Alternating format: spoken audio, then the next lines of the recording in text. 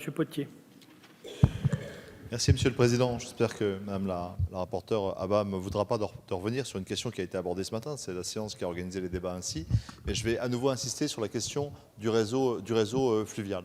Les calculs que nous avons faits du côté du groupe socialiste font apparaître, si on enlève l'autofinancement assuré par VNF, un déficit qui est de l'ordre, qui est la variable qui est entre les 245 millions d'euros qui sont estimés par une expertise extérieure qui a été validée par le COI et les besoins que vous affectez, il y a un différentiel de près de 80 millions d'euros, entre 80 et 100 millions d'euros. Donc on demande dans cet amendement à réaffecter à la hauteur. Je connais votre réponse, Madame la rapporteure, vous allez nous dire que vous avez dû arbitrer entre différents choix, etc. En fait, les arbitrages se sont faits avant tout pour des questions budgétaires qui sont des questions politiques, qui ne sont pas du tout des questions techniques.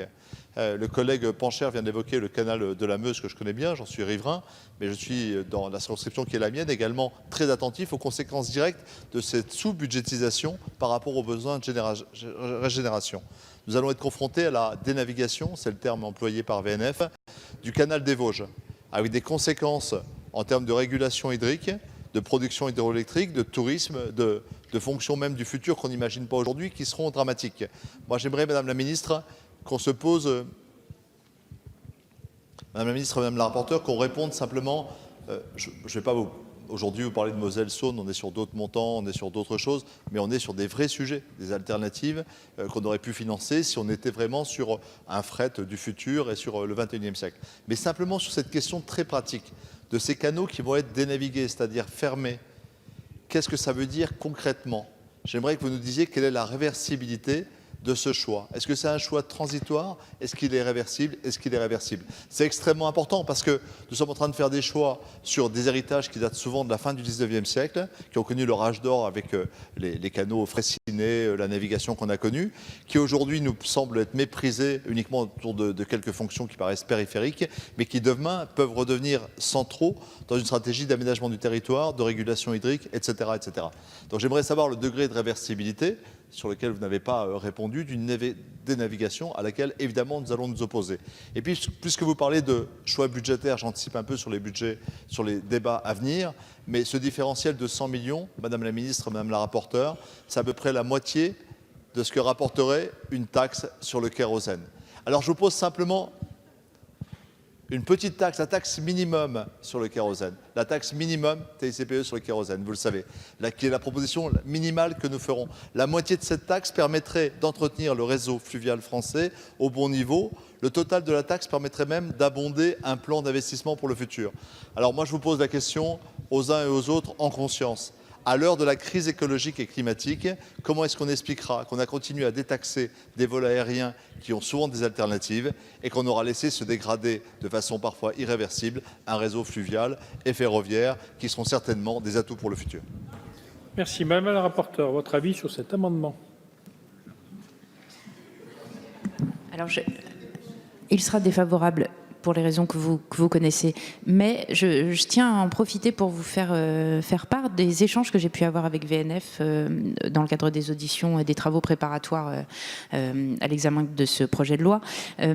Évidemment, et chez beaucoup d'élus locaux et de citoyens, cette éventualité qui est mentionnée dans le rapport du COI d'une éventuelle, à terme, dénavigation d'environ 20% du réseau fluvial parce que de moins en moins usité et parce que ayant des problématiques diverses et variées, mais qui peuvent faire qu'effectivement on s'en détourne.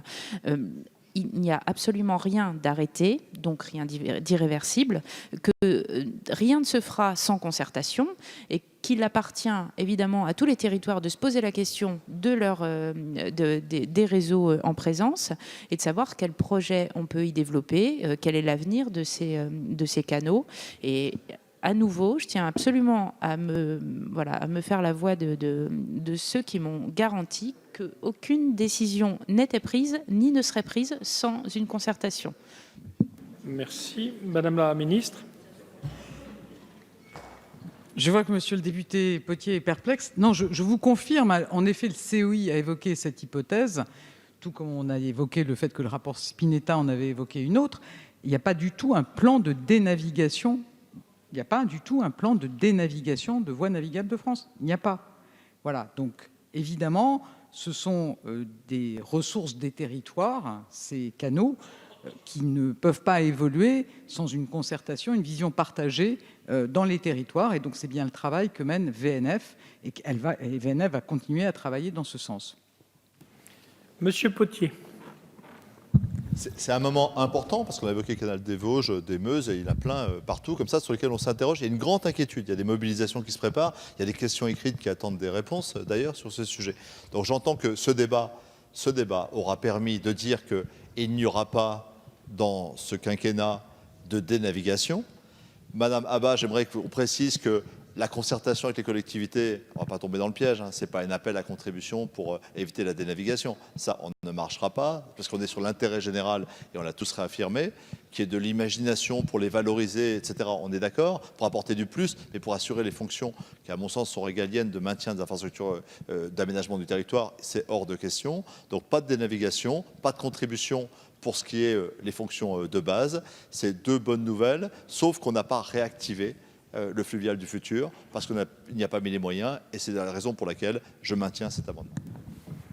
Merci. Je vais mettre aux voix cet amendement qui a eu un avis défavorable de la Commission et du Gouvernement. Qui est pour? Qui est contre? Il est rejeté. La séance est suspendue pour 5 minutes.